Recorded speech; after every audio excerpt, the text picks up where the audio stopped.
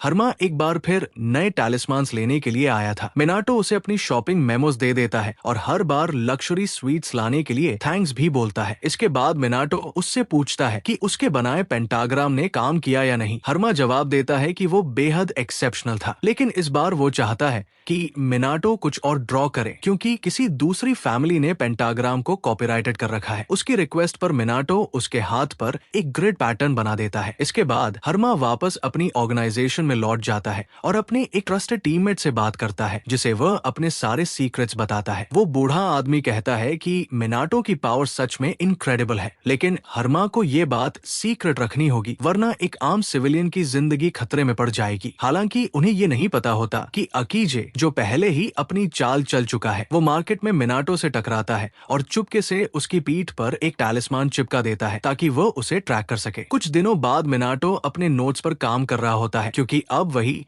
उसकी main source of income बन चुके थे। वो अलग अलग तरह के पेन्स ट्राई करता है और पाता है कि ब्रश स्टाइल पेन्स उसके हाथ में सबसे अच्छे फील होते हैं। उधर यम लगातार उस पर नजर रखे हुए होता है। साथ ही वो एक पेपर डॉल पर भी ध्यान दे रहा होता है जो हाउस के बाहर हवा में तैर रही थी क्योंकि सेक्रेट ग्राउंड्स के अंदर प्रवेश नहीं कर पा रही थी। लेकिन मिनाटो को इन सब बातों का कोई अंदाजा नहीं होता। हालांकि कुछ दिन पहले हर्मा उससे मिलने आया था और उसे डेंजर्स के बारे में वार्निंग दी थी। उसने मिनाटो से पूछा था कि क्या उसके साथ कोई अजीब घटना हुई है, जैसे कोई एरोगेंट आदमी उसके घर आया हो। मिनाटो ने जवाब दिया था कि ऐसा कुछ नहीं हुआ। तब हर्मा ने उसे अकीजे जो के बारे में बताया, जो हमेशा उससे जेलस रहता था। और जब से उसने नए हर्मा ने मिनाटो को बताया था कि नए टैलिस्मान्स देखने के बाद अकीजे, जो पहले से भी ज्यादा अग्रेसिव हो गया है। उसने ये भी बताया कि अकीजे, जो पेपर डॉल्स का इस्तेमाल लोगों पर जासूसी करने के लिए करता है, और मिनाटो को सावधान रहने की वार्निंग दी थी। लेकिन लगता था कि मिनाटो ये बात पूरी तरह भूल चुका था। खुशकिस्मती से यम उसकी रक्षा कर रहा था। वो अपनी पावर्स का इस्तेमाल करके अकीजे, जो कि पेपर डॉल को डिस्ट्रॉय कर देता है ताकि उसे मिनाटो के बारे में कोई जानकारी न मिल सके। उसी दिन बाद में मिनाटो शॉपिंग लिस्ट्स लिखने में बिजी होता है जबकि यम उसके साथ मैगजीन्स पढ़ रहा होता है। अचानक यम शॉक हो जाता है ये देखकर कि एक पॉपुलर स्वीट शॉप अब रेगुलर स्मूथ रेड बिन पेस्ट की जगह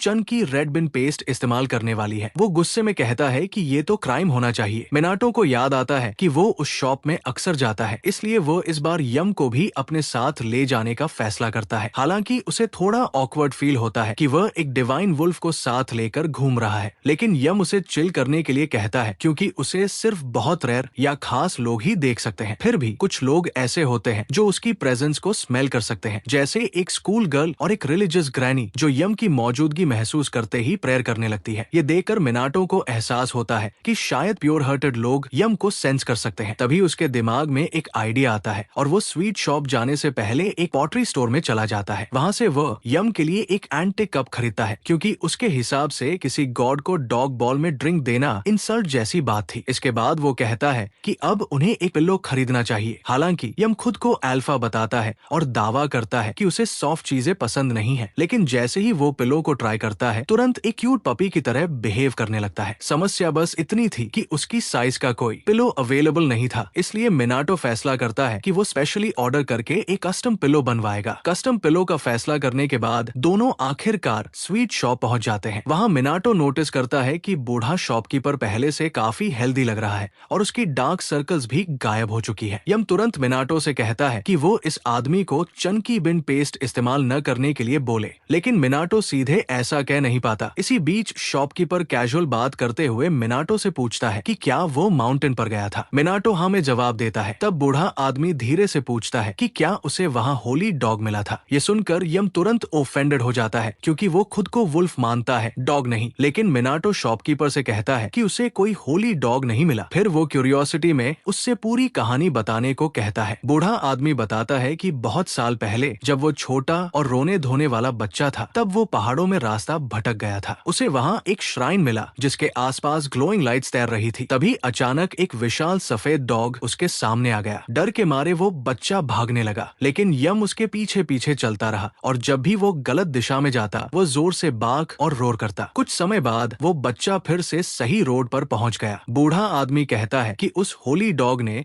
उसे सुरक्षित घर पहुंचाया था और उसी दिन से वो कभी कभी उसके लिए स्नैक्स चढ़ाने जाता रहा है। वो लगातार होली डॉग के बारे में बातें करता रहता है और दावा करता है कि वो किसी मरे हुए गाइड शॉ की स्पिरिट थी। ये सुनकर यम अंदर ही अंदर बहुत ऑफेंडेड हो जाता है, लेकिन चुप रहता है। इसके बाद मिनाटो शॉप से बाहर निकलता है और कहता है कि बूढ़ा आदमी अभी काफी हेल्दी लग रहा था। तब यम उसे बताता है कि उस आदमी को कुछ ऐसी मेडिकल प्रॉब्लम्स है जो धीरे धीरे उसकी लाइफ खत्म कर रही है, और भले ही वो एक गॉड है, फिर भी वो उस आदमी को पूरी तरह क्योर नहीं कर सकता। हालांकि उसने अपनी पावर्स का इस्तेमाल करके इतना जरूर किया कि डॉट वो आदमी अपनी मौत तक हेल्दी और हैप्पी रह सके, क्योंकि इस तरह वो थोड़ा और लंबा जी पाएगा और अपनी शॉप सही तरीके से अपने सक्सेसर को सौंप सकेगा। घर लौटने के बाद मिनाटो यम की रिक्वेस्ट पर एक वाइन बेल टांग देता है और फिर नहाने चला जाता है। कुछ मिनट बाद इकीजे अपनी पेपर डॉल्स को फॉलो करते हुए मिनाटो के हाउस पर पहुंच जाता है। उसकी पार्टनर हाय भी उसके साथ होती है। हाय उससे पूछती है कि मिनाटो से मिलने के बाद वो क्या करने वाला है। अकीजे जो एरोगेंट अंदाज में जवाब देता है कि या तो वो मिनाटो के सारे टैलिस्मान्स खरीद लेगा या फिर उसे सिर्फ अपने लिए एक्सक्लूसिव टैलिस्मान्स बनाने पर मजबूर करेगा। हाय को ये प्लान उसके पर्सनैलिटी के हिसाब से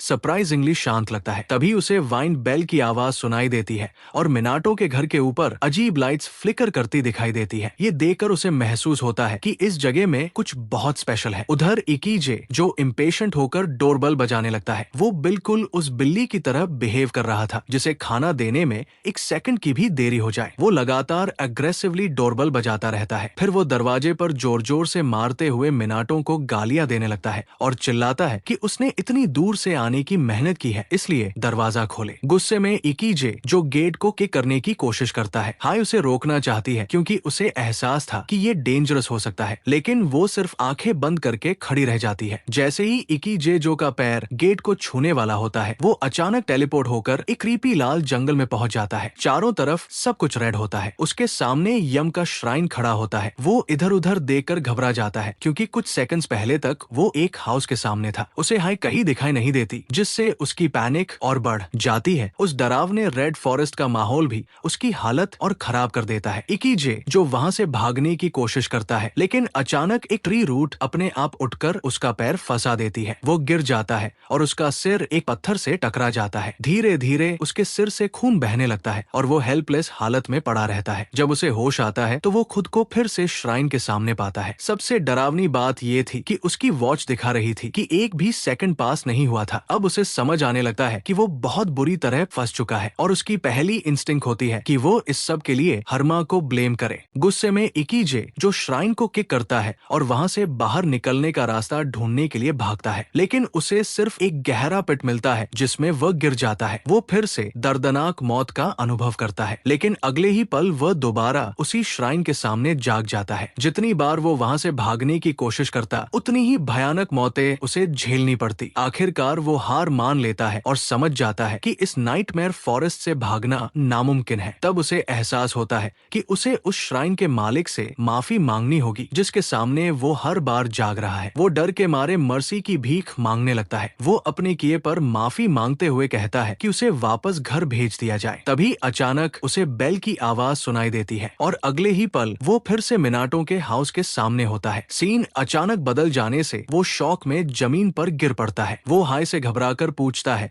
कि उसके गायब होने के बाद कितने दिन गुजर गए, लेकिन हाय हैरानी से पूछती है कि क्या वो पागल हो गया है क्योंकि वे तो अभी अभी यहाँ पहुंचे थे। ये बात इकीजे जो को उस ऑल्टरनेट डायमेंशन से भी ज्यादा डरा देती है। वो डर के मारे जोर जोर से चिल्लाते हुए वहाँ से भाग जाता है। कुछ देर बाद मिनाटो शावर से बाहर आता है और यम से पूछता है कि क्या कोई डोरबेल बजा रहा था। यम कैजुअली जवाब देता है कि वहाँ कोई नहीं था। ये सुनकर मिनाटो आराम से रिलैक्स करने लगता है। लंबा हॉट बाथ लेने के बाद वो यम से कहता है कि उसे अपने घर के हॉट स्प्रिंग्स बहुत याद आते हैं। ये सुनकर यम के दिमाग में एक आइडिया आता है। अगली सुबह जब मिनाटो उठता है तो उसे हवा में सल्फर की स्मेल महसूस होती है। वो बाहर जाकर देखता है कि गार्डन में एक हॉट स्प्रिंग बना हुआ है और यम उसमें आराम से बैठा हुआ है। यम उसे भी ज्वाइन करने के लिए बुलाता है और मिनाटो तुरंत खुशी खुशी मान जाता है। जब दोनों गर्म पानी में रिलैक्स कर रहे होते हैं तब यम उसे बताता है कि पिछली रात उसने रेकी और ओरियो के साथ मिलकर ये हॉट स्प्रिंग बनाया था। हॉट स्प्रिंग बनाने के बाद यम बताता है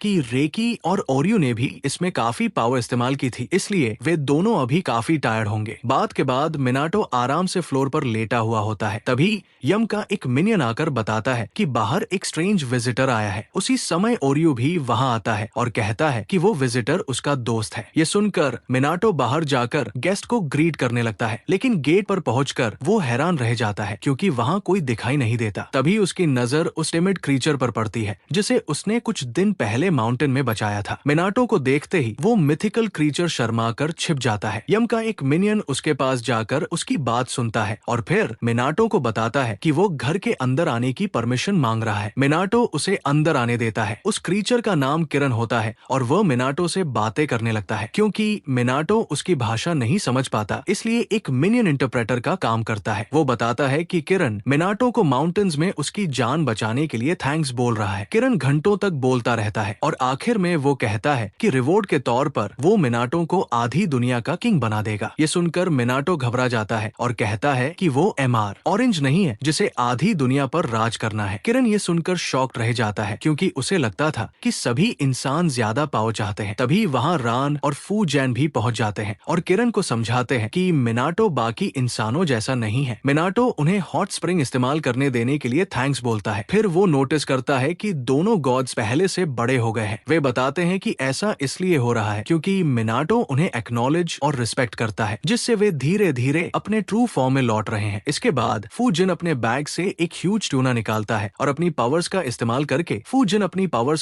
करके उस ह्यूज ट्यूना को एकदम फाइन पीसेस में स्लाइस कर देता है और रान उन सभी पीसेस को इकट्ठा कर लेता है। ये देखकर यम के मिनियंस बहुत इम्प्रेस्ड हो जाते हैं और मिनाटो से पूछते हैं कि क्या वह भी ऐसा कर सकता है। मिनाटो हकलाते हुए कहता है कि एक दिन वो भी ऐसा कर पाएगा। तब फूजिन फैसला करता है कि अब वो मिनाटो की पावर्स की असली स्ट्रेंथ देखेगा। सबसे पहले वो मिनाटो से कहता है कि वो अपनी वाइंड पावर से यम की फर को हल्का सा रफल करे ताकि उसकी कंट्रोल एबिलिटी पता चल सके। मिनाटो कोशिश करता है लेकिन थोड़ी देर में उसका कंट्रोल बिगड़ जाता है। यम जोर से छींक देता है लेकिन फिर भी वो मिनाटो से कहता है कि वो वाइंड मसाज जारी रखे। तब फू जिन कहता है कि मिनाटो अपनी पावर्स को पूरी तरह इस्तेमाल नहीं कर पा रहा क्योंकि उसे डर है कि कहीं वह किसी को हर्ट न कर दे। इसी बीच मिनाटो की मदर का टेक्स्ट आता है। वो बताती है कि उनके घर के सारे नेम प्लेट्स फिर से टूट गए हैं और उन्हें अर्जेंटली रिप्लेसमेंट चाहिए। मिनाटो तुरंत नए नेम प्लेट्स बनाना शुरू कर देता है। काम करते हुए वो यम से पूछता है कि क्या ये अजीब नहीं है कि उनके घर के नेम प्लेट्स बार बार टूट जाते हैं। यम उससे पूछता है कि क्या उसके घर में कोई नॉन ह्यूमन रहता है। तब मिनाटो को वो डॉल गर्ल स्पिरिट याद आती है। यम समझाता है कि वही स्पिरिट उन नेम प्लेट्स को तोड़ रही होगी ताकि ये बता सके कि उनकी स्पिरिचुअल पावर खत्म हो चुकी है। मिनाटो को ये बात सही लगती है और वो कहता है कि वो तुरंत नए नेम प्लेट्स भेज देगा। इसके बाद वो यम से पूछता है कि क्या वो इस बार पहले से भी ज्यादा स्ट्रॉन्ग नेम प्लेट्स बना सकता है। यम जवाब देता है कि ऐसा करने के लिए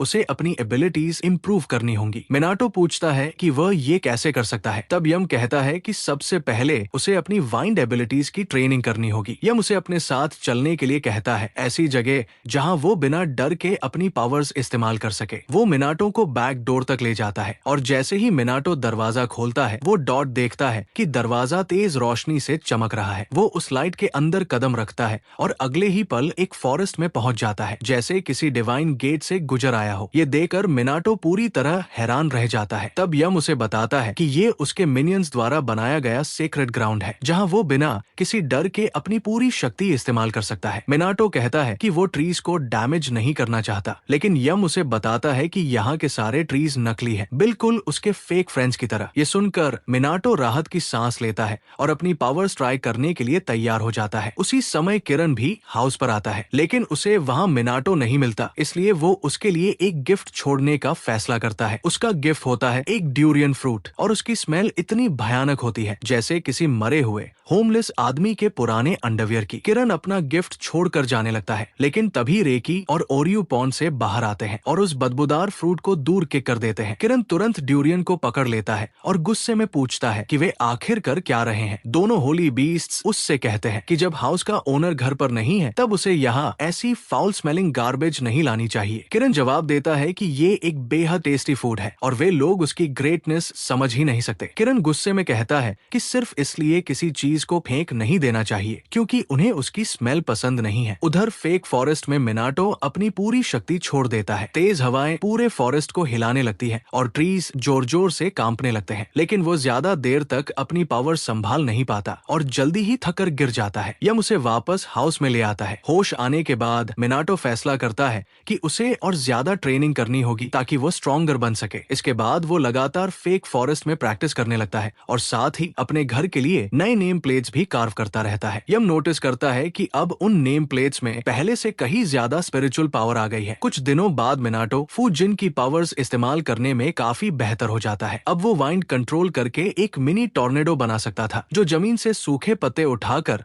एक जगह इकट्ठा कर देता था। ये देखकर मिनाटो खुश हो जाता है क्योंकि आखिरकार उसकी पावर अब डेली लाइफ में यूजफुल लगने लगी थी। यम भी मानता है कि उसने काफी इम्प्रूवमेंट कर ली है, लेकिन मिनाटो हम्बल बनते हुए कहता है कि वो अभी भी फूजिन के लेवल के आसपास भी नहीं पहुंचा है। तभी खुद फूजिन वहां आ जाता है और उसे कहता है कि वो खुद को अंडर एस्टिमेट करना बंद करे। वो दावा करता है कि अगर मिनाटो ऐसे ही ट्रेनिंग करता रहा तो एक दिन वो अपने एनिमीज के हाउस को 2 हिस्सों में बांटने जितना स्ट्रॉन्ग हो जाएगा। ये सुनकर मिनाटो नर्वस होकर कहता है कि वो नॉन वायलेंस में बिलीव करता है। तब रान मजाक में कहता है कि कम से कम उसे अपने एनिमीज को एक बार बिजली मारकर अनकॉन्शियस करने की कोशिश तो करनी चाहिए, लेकिन मिनाटो तुरंत जवाब देता है कि उसकी कोई जरूरत नहीं है। तभी उसे एहसास होता है कि यम के मिनियंस वहाँ दिखाई नहीं दे रहे। वो पूछता है कि वे सब कहाँ हैं। यम जवाब देता है कि वे लोग भी अभी ट्रेनिंग कर रहे हैं क्योंकि उन्हें भी काफी इंप्रूव करना है। वो बताता है कि इस समय वे अभी फेक फॉरेस्ट में मेडिटेशन कर रहे हैं क्योंकि माउंटेन वाली फाइट में वे इविल स्पिरिट के सामने पूरी तरह हेल्पलेस थे। ये सुनकर मिनाटो खुश हो जाता है और उम्मीद करता है कि वे लोग पूरी मेहनत से ट्रेनिंग कर रहे होंगे, लेकिन असल में उनकी मेडिटेशन एक ग्रुप नैप सेशन में बदल चुकी होती है। उसके बाद मिनाटो सूखे पत्तों के ढेर में स्वीट पोटैटोज रोस्ट करता है। यम और ओरियो उन्हें बड़े मजे से खाते हैं। वही रेकी खाने की जगह शराब पीना ज्यादा पसंद करता है। तभी रान और फूजिन कहते हैं कि वे मिनाटो से भी बेहतर रोस्टेड स्वीट पोटैटोज बना सकते हैं। मिनाटो उनसे पूछता है कि कैसे। तब दोनों उसे डेमो देने का फैसला करते हैं। फूजिन स्वीट पोटैटोज को हवा में उछाल देता है और फिर रान उन पर बिजली गिराता है, लेकिन पोटैटोज रोस्ट होने की बजाय पूरी तरह जल जाते हैं। ये देखकर मिनाटो डिसअपॉइंटेड हो जाता है। तभी अचानक उसे अपने पैरों के पास कुछ गिरने की आवाज सुनाई देती है। वो नीचे देखता है और वहाँ कुछ एक्सोटिक फ्रूट्स पड़े होते हैं। पास की बुशेस में किरण छिपा हुआ होता है। मिनाटो उससे पूछता है कि क्या वो फिर से दुनिया घूमकर वापस आया है। वो हमेशा की तरह एक्सोटिक फ्रूट्स लाने के लिए उसे थैंक्स बोलता है और बर्न्ड स्वीट पोटैटोज ऑफर करता है, लेकिन किरण को लगता है कि इंसानों को चीजें और क्रीचर्स जलाने का शौक होता है, इसलिए शायद अगला नंबर उसका हो सकता है। डर के मारे वो बुशेस के पीछे ही छिपा रहता है। मिनाटो सोचता है कि आखिर ये होली बीस्ट उससे खुलकर कब बात करेगा। तब यम उसे सलाह देता है कि किरण के लिए बियर लाया करे क्योंकि उसे वही पसंद है। मिनाटो तुरंत ये बात नोट कर लेता है। इसी समय उसके घर की डोरबेल बजती है। दरवाजा खोलने पर उसे हरमा दिखाई देता है जो बेहद एग्जॉस्टेड लग रहा होता है। हरमा आते ही मिनाटो के कंधे पर गिर पड़ता है। मिनाटो तुरंत उसे अंदर ले जाता है और पानी पिलाते हुए पूछता है कि सब ठीक तो है। हरमा माफी मांगता है कि उसने उसे परेशान किया और फिर कहता है कि आज उसे यहाँ बहुत ज्यादा स्ट्रॉन्ग स्पिरिचुअल प्रेशर महसूस हो रहा है। मिनाटो उसे ये नहीं बता सकता था कि उसके आसपास इस समय कई गॉड्स बैठे हुए हैं, इसलिए वो बात बदलकर हरमा की हालत के बारे में पूछता है। नर्ड एग्जॉर्सिस्ट जवाब देता है कि इस बार उसे मिनाटो की मदद एक बेहद पावरफुल इविल स्पिरिट को एक्सरसाइज करने के लिए चाहिए क्योंकि उसकी एसोसिएशन के सारे एग्जॉर्सिस्ट्स मिलकर भी उस स्पिरिट का सामना नहीं कर पा रहे। वो समझाता है कि कुछ हफ्ते पहले एक कर्स्ड डॉल को एक्सरसाइज करने के लिए टेंपल लाया गया था, लेकिन वे लोग उस इविल स्पिरिट को पूरी तरह इरेडिकेट नहीं कर पाए। उस डॉल के अंदर मौजूद इविल स्पिरिट को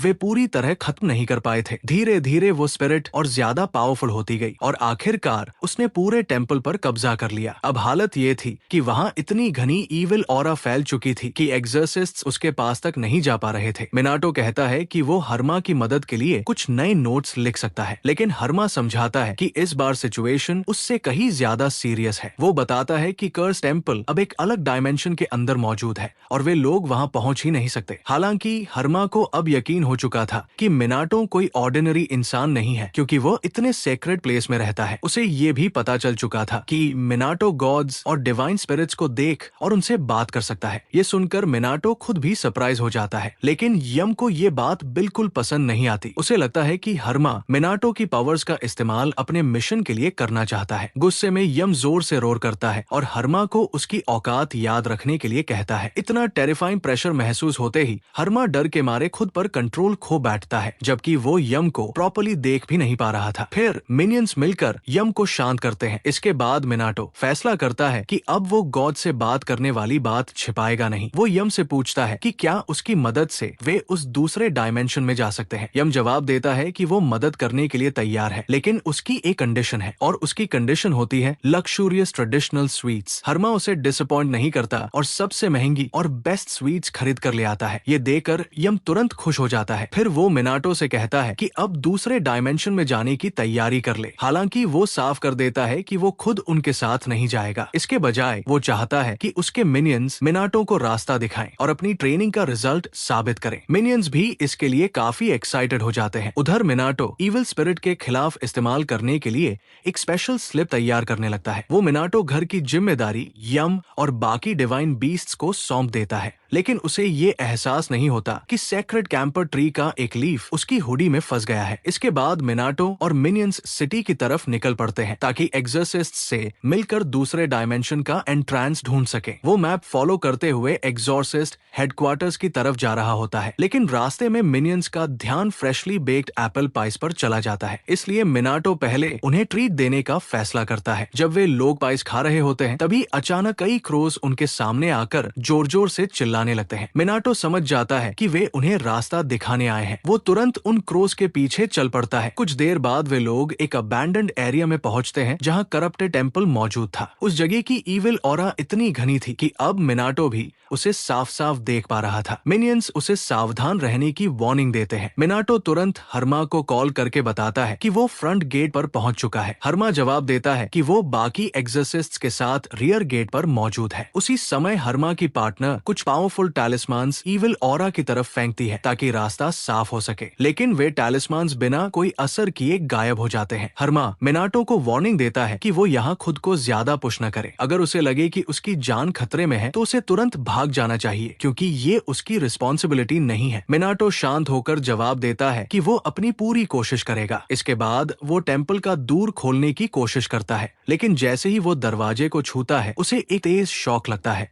जो उसे पीछे धकेल देता है। तब मिनियंस कहते हैं कि वे उसकी मदद करेंगे। वे अपनी डिवाइन एनर्जी इस्तेमाल करके दरवाजे को जोर से पुश करते हैं। आखिरकार वो गेट खुल जाता है और उसके पीछे मौजूद दूसरे डायमेंशन का रास्ता दिखाई देता है, जो पूरी तरह मैलिस और ईविल एनर्जी से भरा हुआ था। मिनाटो हिम्मत करके अंदर दौड़ पड़ता है और वहाँ एक बेहद क्रीपी टेम्पल देखता है। मिनियंस उसे बताते हैं कि इस पूरे करप्शन का सोर्स टेम्पल के अंदर मौजूद है। अचानक कई ईविल स्पिरिट्स उड़ते हुए मिनाटो की तरफ हमला करने आते हैं, लेकिन मिनाटो तुरंत एक नोट निकालता है और अपनी पावर से उन्हें उड़ा देता है। जैसे ही ईविल स्पिरिट्स खत्म होते हैं, वे डॉल्स जिन पर उनका कब्जा था जमीन पर गिर पड़ती है। ये देखकर मिनियंस फैसला करते हैं कि वे मिनाटो को अकेले सारा काम नहीं करने देंगे। अगली वेव आते ही वे खुद उन ईविल स्पिरिट्स पर टूट पड़ते हैं और उन्हें खत्म करने लगते हैं। एक मिनियन एक्साइटमेंट में जरूरत से ज्यादा आगे बढ़ जाता है और अपने दोस्तों की वार्निंग इग्नोर कर देता है। तभी एक डॉल जो पूरी तरह एक्सरसाइज नहीं हुई थी, अचानक उस पर हमला कर देती है। खुशकिस्मती से उसके दोस्त तुरंत उसकी मदद करते हैं और डॉल के बाल फाड़कर उसे छुड़ा लेते हैं। मिनाटो राहत महसूस करता है कि सभी सेफ है, लेकिन तभी ईविल स्पिरिट्स का बॉस खुद सामने आ जाता है। उसे देखते ही सबको एहसास हो जाता है कि ये स्पिरिट बाकी सभी से कहीं ज्यादा पावरफुल है। अचानक वो जायंट ईविल स्पिरिट आसमान में उड़ने लगती है। वो जोरदार चीख निकालती है और मिनाटो समझ जाता है कि उसे ये फाइट जल्दी खत्म करनी होगी। वो कई मेमोज हवा में उछाल देता है और फिर अपनी वाइंड पावर्स का इस्तेमाल करके उन्हें बुलेट्स की तरह ईविल स्पिरिट की तरफ भेजता है, लेकिन ईविल स्पिरिट डेंजर महसूस कर लेती है। वो अपने लंबे बालों से सारे टैलिस्मान्स फाड़ देती है और मिनियंस को भी जोर से दूर फेंक देती है। ये देखकर मिनाटो उनके लिए चिंतित हो जाता है। तभी ईविल स्पिरिट सीधे मिनाटो को पकड़ लेती है और अपने बालों से पूरी तरह जकड़ लेती है। बाल धीरे धीरे कसने लगते हैं और मिनाटो को डर लगने लगता है कि वो कुचल कर मर जाएगा। अपनी सबसे खतरनाक घड़ी में वह जोर से यम को पुकारता है और उसकी आवाज दूसरे डायमेंशन में होने के बावजूद यम तक पहुंच जाती है। तभी मिनियंस किसी तरह मिनाटो के पास पहुंचते हैं और उससे कहते हैं कि उसे चिंता करने की जरूरत नहीं है, क्योंकि वे उसे बचा लेंगे। इसके बाद वे यम की शक्ति को चैनल करना शुरू करते हैं। मिनियंस अपने शरीर के जरिए यम की पावर और उसकी टेरिफाइंग हाउल को चैनल करते हैं। उस जबरदस्त डिवाइन अटैक से ईविल स्पिरिट को भारी डैमेज होता है और वो पूरी तरह इमोबिलाइज हो जाती है। अब मिनाटो आजाद हो चुका था और वो तुरंत ईविल इविल स्पिरिट को एक्सरसाइज करने का फैसला करता है। वो सीधे उस डॉल पर लिख देता है और उसके अंदर छिपी इविल स्पिरिट तुरंत बाहर निकलकर भाग जाती है। मिनाटो राहत की सांस लेता है कि सब खत्म हो गया, लेकिन मिनियंस उसे बताते हैं कि टेम्पल के अंदर अभी भी बहुत ज्यादा इविल एनर्जी बाकी है। मिनाटो अंदर जाता है और वहाँ उसे इविल एनर्जी में फंसा हुआ एक ऑर्ब दिखाई देता है। मिनियंस बताते हैं कि ये एक माउंटेन गॉड है जिसे इविल फोर्सेस ने करप्ट कर दिया है। वो बहुत दर्द में है। वे कहते हैं कि अगर इसे एक्सरसाइज कर दिया जाए तो सारी समस्या हमेशा के लिए खत्म हो जाएगी। मिनाटो तुरंत काम पर लग जाता है। वो अपनी पॉकेट्स चेक करता है, लेकिन उसके सारे टैलिस्मान्स खत्म हो चुके होते हैं। खुशकिस्मती से उसका नोट पैड अभी भी उसके पास था। वो जल्दी जल्दी दर्जनों टैलिस्मान्स बनाता है और माउंटेन गॉड को प्यूरिफाई करने की कोशिश करता है, लेकिन उसकी राइटिंग बिना कोई असर किए फेड होने लगती है। अचानक पूरा टेम्पल कांपने लगता है क्योंकि ऑल्टरनेट डायमेंशन टूटना शुरू हो चुका था। उसी दौरान एक मिनियन फिसलकर मिनाटो की हुडी के अंदर जा गिरता है। वहाँ उसे एक लीफ मिलता है और एक्साइटेड होकर वो मिनाटो को बताता है कि वह इसका इस्तेमाल कर सकता है। तब मिनाटो को एहसास होता है कि ये सेक्रेड कैंपर ट्री का लीफ है और इसकी पावर शायद किसी भी टैलिस्मान से ज्यादा होगी। वो तुरंत उस लीफ पर लिखना शुरू कर देता है। हालांकि उसकी स्पिरिचुअल पावर लगभग खत्म हो चुकी थी, फिर भी वो पूरी ताकत लगाकर उस लीफ पर अपना फैमिली नेम लिख देता है। फिर वो उस लीफ की शक्ति को करप्टेड माउंटेन गॉड पर इस्तेमाल करता है और किस्मत से वही काफी साबित होता है। इविल एनर्जी आखिरकार खत्म हो जाती है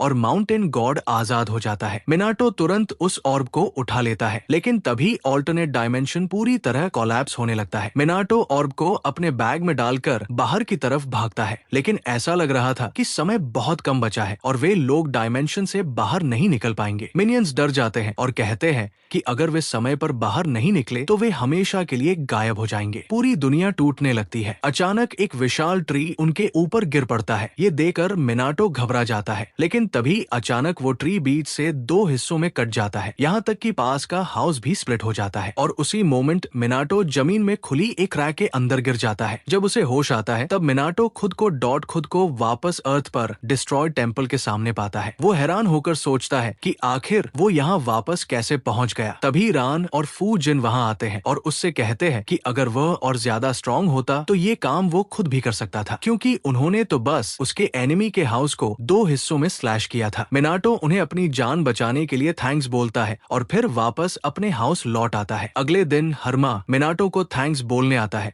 और उसके लिए एक बड़ा बैग भरकर स्वीट्स लाता है। मिनाटो उसे बारबेक्यू पार्टी ज्वाइन करने के लिए कहता है, लेकिन हर्मा मना कर देता है क्योंकि पिछली बार यम के गुस्से से उसे PTSD जैसा डर लगने लगा था। इसके बाद मिनाटो अंदर जाता है जहां सभी बारबेक्यू एंजॉय कर रहे होते हैं। वही यम हमेशा की तरह स्वीट्स खाने में बिजी था। मिनाटो सबको बताता है कि हर्मा उनके लिए स्वीट्स लाया है। ये सुनते ही सभी एक्साइटेड हो जाते हैं और तुरंत स्वीट्स पर टूट पड़ते हैं। रेकी और ओरियो आराम से अल्कोहल पी रहे होते हैं, जबकि रान और फू जिन हॉट स्प्रिंग में सो कर रहे थे। मिनाटो उनके लिए ठंडी बूज लेकर आता है ताकि वे हॉट बाथ के साथ एंजॉय कर सके। थोड़ी दूरी पर किरण शर्माते हुए उन्हें देख रहा होता है। मिनाटो उसे नोटिस करता है और कहता है कि उसके पास बियर भी है। बियर का नाम सुनते ही टिमिड होली बीस्ट आखिरकार हिम्मत जुटा लेता है, क्योंकि कोई भी सेल्फ रिस्पेक्टिंग आदमी बियर को मना नहीं करता। वो मिनाटो के लिए गिफ्ट के तौर पर एक ड्यूरियन फ्रूट उसकी तरफ रोल कर देता है। मिनाटो क्यूरियोसिटी में उसे उठाने ही वाला होता है कि तभी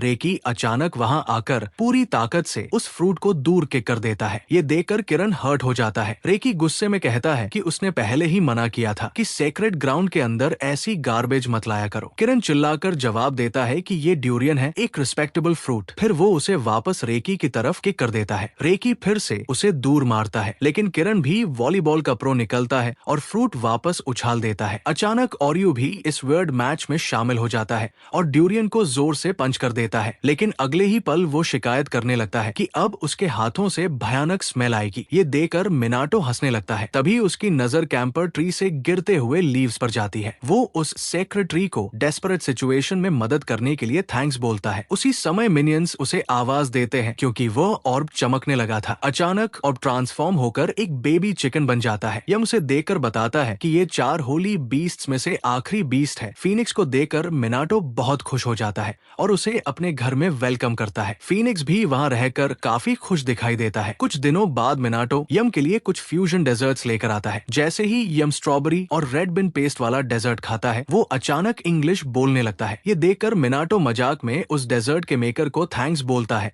जिसने एक माउंटेन गॉड को इतना खुश कर दिया। फिर उसकी नजर फीनिक्स पर जाती है जो अब बर्ड्स का किंग बन चुका था। मिनाटो यम से पूछता है कि बर्ड्स आखिर क्या बातें कर रहे हैं। यम ट्रांसलेट करते हुए बताता है कि फीनिक्स बाकी बर्ड्स को सही तरीके से चर्प करना सिखा रहा है। डुओलिंगो आउल के पिन कजिन जैसा दिखने वाला फीनिक्स बर्ड्स को पिच कंट्रोल और वॉइस थ्रो की डिटेल्ड लेसन्स दे रहा था। हैरानी की बात ये थी कि कुछ बर्ड्स उसकी बातें समझकर सच में डिसेंट चर्प निकालने लगे थे, लेकिन आखिरी बर्ड इतनी बुरी तरह फेल होता है कि फीनिक्स को लगभग किडनी एन्यूरिज्म जैसा फील होने लगता है। मिनाटो पूरी सिचुएशन एंजॉय करता है क्योंकि उसे बर्ड लैंग्वेज समझ नहीं आती थी और बाहर से ये सब बहुत फनी लग रहा था। वो अपने गार्डन के पीसफुल स्प्रिंग एटमॉस्फेयर को एंजॉय करता है जहाँ चारों तरफ गॉड्स आराम कर रहे थे। उन्हें बिल्कुल अंदाजा नहीं था कि टाउन के ऊपर स्पेस टाइम में एक होल बन चुका है। उधर हर्मा स्प्रिंग सीजन से बिल्कुल खुश नहीं था क्योंकि स्प्रिंग आते ही बहुत सारे छोटे इविल स्पिरिट्स निकलने लगते थे जिन्हें एक्सरसाइज करना पड़ता था। वो अपनी पार्टनर के साथ लगातार काम कर रहा था। उसकी पार्टनर एक शार्क और पेंगुइन समन करती थी जो इविल स्पिरिट्स को खा जाते थे, लेकिन एक मिशन खत्म होते ही हर्मा को अगले मिशन का मैसेज मिल जाता था। अगले दिन मिनाटो शॉपिंग करके वापस लौट रहा होता है, तभी अचानक आसपास के लोग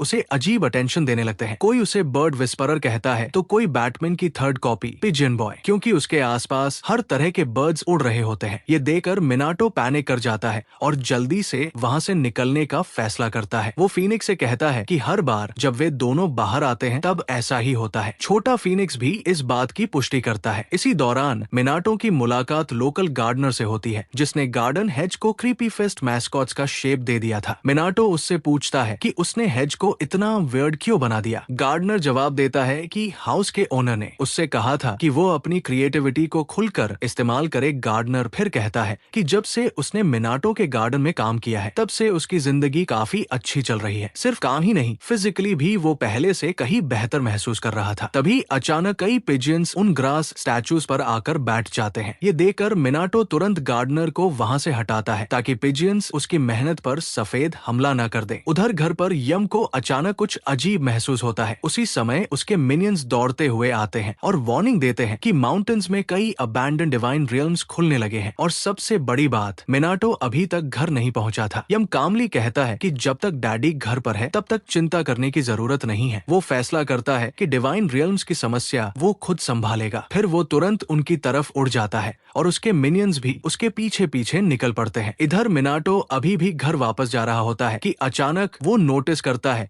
कि सारे बर्ड्स गायब हो चुके हैं। वो कंफ्यूज होकर इधर उधर देखने लगता है। तभी अचानक रान और फू जिन उसके सामने प्रकट होते हैं और उसे जल्दी से घर लौटने के लिए कहते हैं। वे बताते हैं कि आज अबैंडन डिवाइन रियल्म्स और इविल स्पिरिट्स का आउटब्रेक हुआ है, लेकिन मिनाटो को डिवाइन रियल्म्स वाली बात समझ नहीं आती। तब दोनों गॉड्स उसे समझाते हैं कि इस दुनिया में लाखों गॉड्स मौजूद हैं और उनसे भी ज्यादा डिवाइन रियल्म्स हैं जो उसके गार्डन की तरह सेक्रेड ग्राउंड होते हैं। कुछ डिवाइन रियल्म्स ऐसे होते हैं जिन्हें उनके गॉड्स छोड़ चुके होते हैं और वे समय समय पर अचानक प्रकट हो जाते हैं। इतने में आसमान में एक पोर्टल खुल जाता है जो किसी डिवाइन रियल्म की तरफ जाता था। रान तुरंत अपनी थंडर पावर इस्तेमाल करके उस पोर्टल को सील कर देता है। ये देखकर मिनाटो पूरी तरह शॉक्ड रह जाता है। तब गॉड्स उसे बताते हैं कि ऐसे पोर्टल्स कहीं भी खुल सकते हैं और कई बार इंसान भी गलती से उनके अंदर खींचे जाते हैं। अब मिनाटो पूरी सिचुएशन समझ जाता है और उसे एहसास होता है कि शायद बर्ड्स भी उन पोर्टल्स के अंदर चले गए होंगे। लेकिन दोनों गॉड्स उसे कहते हैं कि वो सिचुएशन को इतना कैजुअली न ले क्योंकि सबसे ज्यादा खतरा उसी को है। वे समझाते हैं कि डिवाइन एलिमेंट्स के साथ उसकी एफिनिटी बहुत ज्यादा है। अगर वो किसी डिवाइन रियल्म में खींच लिया गया तो वो अपने दम पर बाहर नहीं निकल पाएगा। मिनाटो उनकी बात सुनकर थैंक्स बोलता है और केयरफुल रहने का प्रॉमिस करता है। इसके बाद ट्विन गॉड्स वहाँ से चले जाते हैं। वे जाते जाते बताते हैं कि यम पहले ही पोर्टल्स बंद करने निकल चुका है। अब मिनाटो थोड़ा वरीड हो जाता है, इसलिए वो घर वापस जाने के लिए नॉर्मल राउट की बजाय शॉर्टकट लेने का फैसला करता है। रास्ते में उसकी नजर एक पुराने और जर्जर श्राइन पर पड़ती है। उसे देखते ही उसका ध्यान वही अटक जाता है। अचानक दो इनविजिबल स्पिरिट्स उसके कान में विस्पर करते हैं कि उसे इस जगह से दूर रहना चाहिए, लेकिन उसी मोमेंट मिनाटो अचानक सिलेक्टिव डेफनेस का शिकार बन जाता है और उनकी वार्निंग इग्नोर कर देता है। वो डम्बो की तरह श्राइन को घूरता रहता है। तभी अचानक श्राइन का गेट अपने आप खुल जाता है और उसके अंदर से एक पोर्टल निकलकर मिनाटो को अपनी तरफ खींचने लगता है। मिनाटो उस खिंचाव का विरोध नहीं कर पाता। ये देखकर फीनिक्स उसकी मदद करने के लिए बाहर निकल आता है। वो मिनाटो के बैग से बाहर कूदकर अपनी ग्लोरियस फीनिक्स फॉर्म में ट्रांसफॉर्म हो जाता है। हालांकि ये ट्रांसफॉर्मेशन ज्यादा ऑरा फार्मिंग के लिए लगता था, क्योंकि कुछ ही सेकंड्स में उसकी सारी पावर खत्म हो जाती है और वो वापस अपनी चिक फॉर्म में लौट आता है। इसके बाद वो भी मिनाटो के साथ पोर्टल के अंदर खिंच जाता है। दोनों जब होश में आते हैं तब वे खुद को एक फॉरेस्ट में पाते हैं जहाँ पूरी जमीन मॉस से ढकी हुई थी। मिनाटो को डिवाइन रियल्म के अंदर सांस लेने में दिक्कत महसूस होने लगती है, इसलिए वो तुरंत बाहर निकलने का रास्ता ढूंढने लगता है। लेकिन तभी उसकी नजर जमीन पर पड़े कई वुडन बॉक्सेस पर जाती है। उसे याद आता है कि यम ने एक बार बताया था कि सेक्रेड ग्राउंड्स अपने ओनर के माइंड को रिफ्लेक्ट करते हैं। उधर यम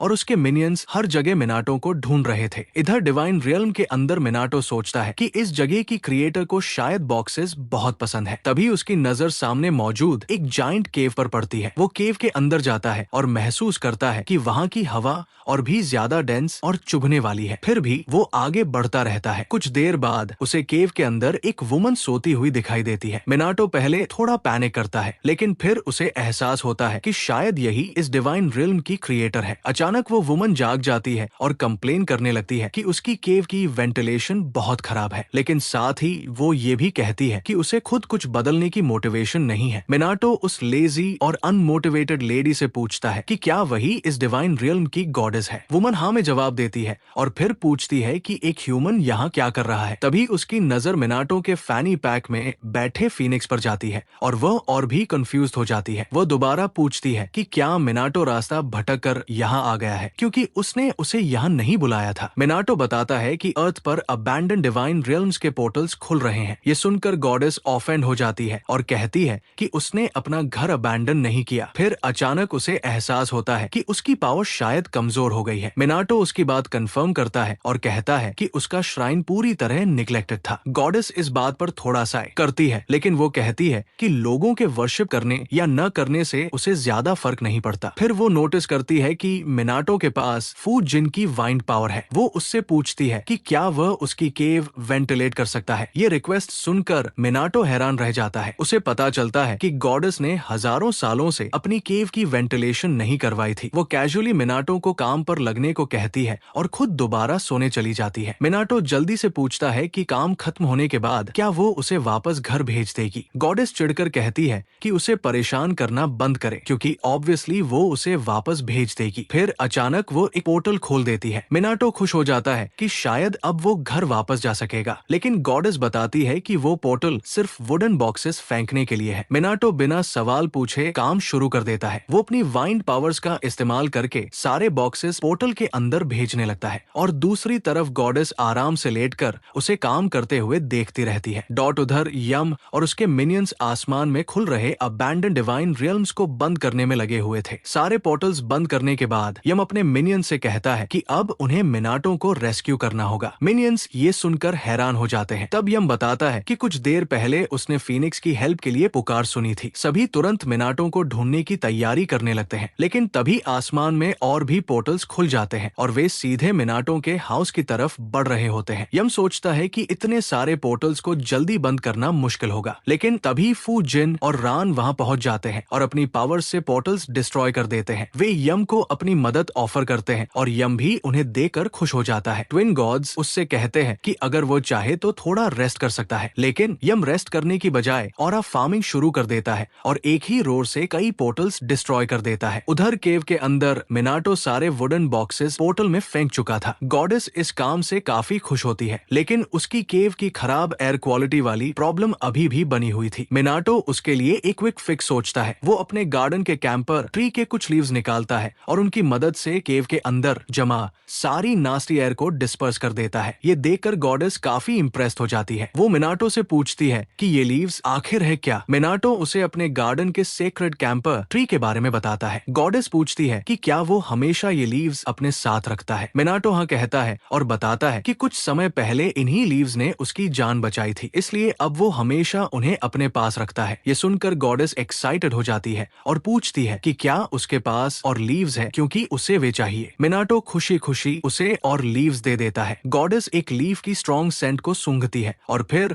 मिनाटो को उसके काम के बदले रिवॉर्ड देने का फैसला करती है। वो कहती है कि वह उसे अपनी पावर्स देना चाहती है। मिनाटो कुछ बोल भी नहीं पाता कि गॉडेस अचानक अपनी फिंगर उसके सिर पर रख देती है और इंस्टेंटली अपनी पावर उसके अंदर अंदर ट्रांसफर कर देती है। मिनाटो शॉक होकर पूछता है कि ये कैसी पावर है। गॉडेस जवाब देती है कि ये सीलिंग पावर है। वो समझाती है कि उसकी पावर ऐसी चीजों को सील कर सकती है जिन्हें देखा नहीं जा सकता, जैसे negative feelings, dangerous desires, supernatural powers और ऐसी ही बाकी चीजें। वो आगे कहती है कि गॉडेस आगे बताती है कि उसकी सीलिंग पावर का इस्तेमाल करके मिनाटो ऐसी चीजों को किसी भी ऑब्जेक्ट में सील कर सकता है। अब मिनाटो को आखिर समझ आता है कि वे सारे वुडन बॉक्सेस किस काम के थे। गॉडेस उसकी बात कंफर्म करती है और बताती है कि लोग उसके पास अपनी नेगेटिव फीलिंग्स और डेंजरस डिजायर्स को सील करवाने के लिए प्रार्थना करते हैं, इसलिए वो उन इमोशंस और डिजायर्स को वुडन बॉक्सेस में बंद कर देती है। वो मिनाटो से कहती है कि उसे जरूरी नहीं कि वुडन बॉक्सेस ही इस्तेमाल करने पड़े, वो किसी भी ऐसी चीज का इस्तेमाल कर सकता है जो उसे कन्वीनियंट लगे। गॉडेस ये भी साफ कर देती है कि मिनाटो पर उसकी पावर इस्तेमाल करने की कोई मजबूरी नहीं है। अगर वो काफी मेहनत से ट्रेनिंग करे तो वो चाहे तो इस पावर को भी सील कर सकता है। इतना बोलते बोलते गॉडेस को नींद आने लगती है। वो बीच सेंटेंस में ही डोज ऑफ करने लगती है और ये देखकर मिनाटो पैनिक कर जाता है। वो गॉडेस को जगाने की कोशिश करता है क्योंकि उसे वापस घर जाने का रास्ता चाहिए था, लेकिन गॉडेस इतनी गहरी नींद में जा चुकी थी कि अब उसे जगाना नामुमकिन था। मिनाटो सोचने लगता है कि क्या किसी सोते हुए गॉड को जबरदस्ती उठाना सही आइडिया होगा। तभी अचानक उसे यम के मिनियंस की आवाज सुनाई देती है। वे एक वाइट पोर्टल से बाहर निकलते हैं। उन्हें देखकर मिनाटो राहत की सांस लेता है और तुरंत पोर्टल के जरिए डिवाइन रियल्म से बाहर निकल आता है। मिनियंस उससे देर से पहुंचने के लिए माफी मांगते हैं क्योंकि वे बाकी पोर्टल्स संभालने में बिजी थे। वे कहते हैं कि मिनाटो जरूर बहुत स्ट्रेस्ड हो गया होगा, लेकिन मिनाटो जवाब देता है कि वो एक बहुत ओल्ड, लेजी और अनमोटिवेटेड गॉड के साथ था। फिर वो उन्हें बताता है कि उस गॉडेस ने उसे सीलिंग पावर्स दी है। ये सुनते ही मिनियंस शॉक हो जाते हैं और कहते हैं कि वो गॉडेस जरूर अमातेरसो रही होगी। ये नाम सुनकर मिनाटो के तो होश उड़ जाते हैं क्योंकि अमातेरसो जापानीज मिथोलॉजी की सन गॉडेस और सबसे इम्पोर्टेंट गॉड्स में से एक मानी जाती है और उसने कभी इमेजिन भी नहीं किया था कि इतनी महान गॉडेस इतनी लेजी निकलेगी। एनीवे, इसके बाद वे सब वापस घर की तरफ चल पड़ते हैं। रास्ते में मिनाटो मिनियंस से पूछता है कि आखिर उन्होंने उसे ढूंढा कैसे। मिनियंस बताते हैं कि फीनिक्स की क्राई से उन्हें उसकी आखिरी लोकेशन का अंदाजा मिल गया था। अब मिनाटो को समझ आता है कि फीनिक्स सिर्फ ऑरा फार्मिंग के लिए सुपर सैया मोड में नहीं गया था। मिनियंस उसे ये भी बताते हैं कि उसे वाइन स्पिरिट्स को भी थैंक्स कहना चाहिए क्योंकि उन्होंने ही रास्ता दिखाया था। मिनाटो ये सुनकर कंफ्यूज हो जाता है। तब मिनियंस उससे पूछते हैं कि डिवाइन रियल में खींचने से पहले क्या उसने कोई आवाज नहीं सुनी थी। अब मिनाटो को याद आता है कि कुछ इनविजिबल वॉइसेस उसे डेंजर से वार्निंग दे रही थी। मिनियंस बताते हैं कि अभी उसके लिए वाइन स्पिरिट्स को नोटिस करना मुश्किल है, लेकिन अगर वो ध्यान लगाए तो वो उन्हें साफ महसूस कर सकेगा। मिनाटो उनकी बात मानकर पूरी कंसंट्रेशन के साथ फोकस करता है। धीरे धीरे उसे वाइन स्पिरिट्स की आवाज सुनाई देने लगती है। वे कह रहे थे कि वे खुश हैं कि मिनाटो सेफली वापस लौट आया। हालांकि मिनाटो अभी भी उन्हें देख नहीं पा रहा था, फिर भी वो डिवाइन रियल्म से वापस लाने में मदद करने के लिए वाइन स्पिरिट्स को थैंक्स बोलता है। कुछ देर बाद मिनाटो घर पहुंचता है और सभी के लिए स्वीट्स भी लेकर आता है, लेकिन घर पहुंचते ही वो शॉक्ड रह जाता है क्योंकि यम अपनी सारी पावर इस्तेमाल करने के बाद फिर से पपी फॉर्म में लौट आया था। यम कॉन्फिडेंटली कहता है कि अगर वो मिनाटो के लाए हुए डेजर्ट्स खा ले तो वो जल्दी ही अपनी ग्लोरियस फॉर्म में वापस आ जाएगा। मिनाटो हंसते हुए कहता है कि टाइनी फॉर्म में यम बहुत अडोरेबल लगता है और अब वो बाकी गॉड्स के साथ खेलने के लिए परफेक्ट साइज का हो गया है। लेकिन यम को ये बात बिल्कुल पसंद नहीं आती। वो तुरंत मिनाटो को याद दिलाता है कि वो कोई पपी नहीं बल्कि एक रिस्पेक्टेड माउंटेन गॉड है और इसी के साथ ये कहानी यही खत्म होती है।